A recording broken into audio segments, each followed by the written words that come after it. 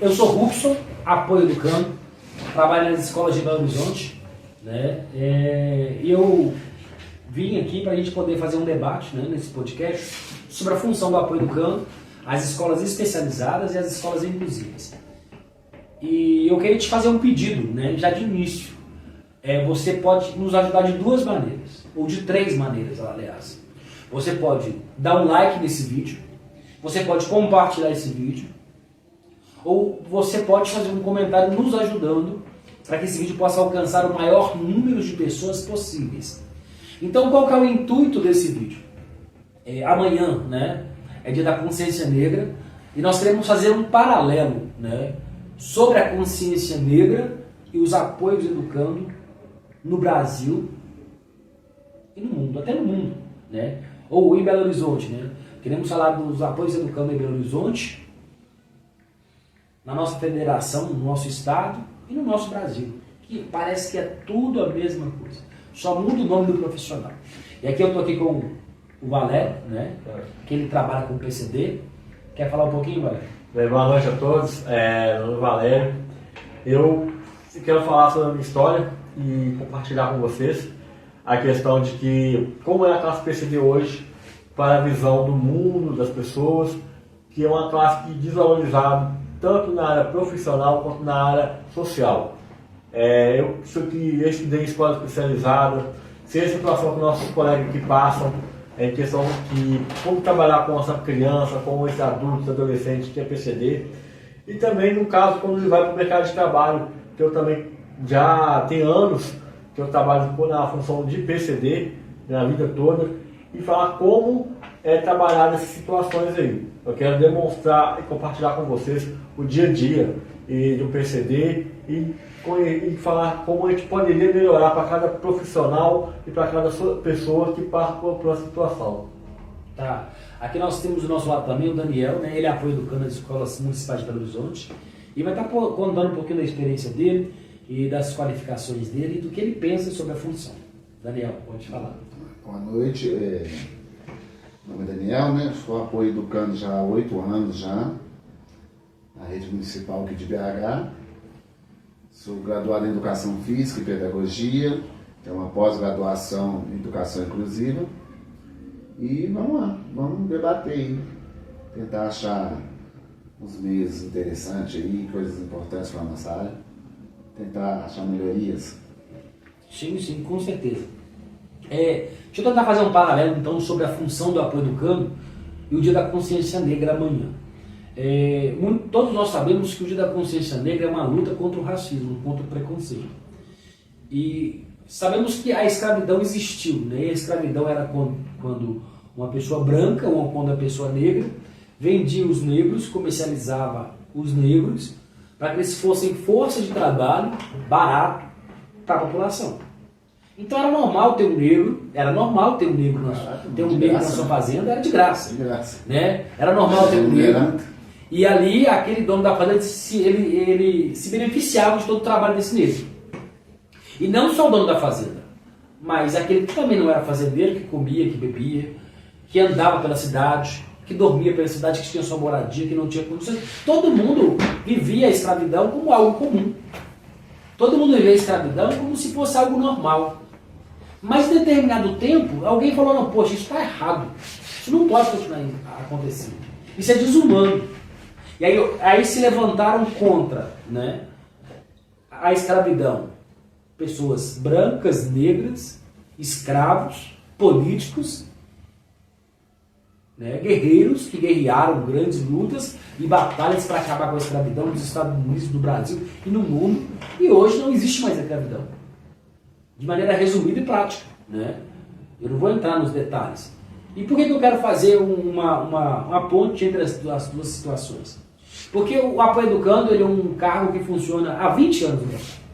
Ele tem 20 anos que o Apoio Educando funciona no município de Belo Horizonte e no mundo.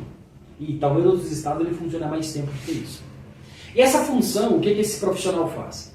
Ele trabalha com a locomoção, higienização, comunicação desse aluno e auxiliando o professor nas matérias, nas atividades e até com outros alunos que não são inclusivos ou atípicos. Ele trabalha com toda a gama de pessoas, crianças e adultos atípicos com síndrome de Down e todo tipo de deficiência. É bom esclarecer. É todo tipo de deficiência. E do nível médio, alto e baixo, severo, de todas as possibilidades. E esse trabalhador, então, ele tem agariado para si uma competência muito grande nessa função. Só que não tem como ele ser valorizado, por quê? O município, a União, o Estado, nunca fez um projeto de valorização dessa função, e sim de exploração.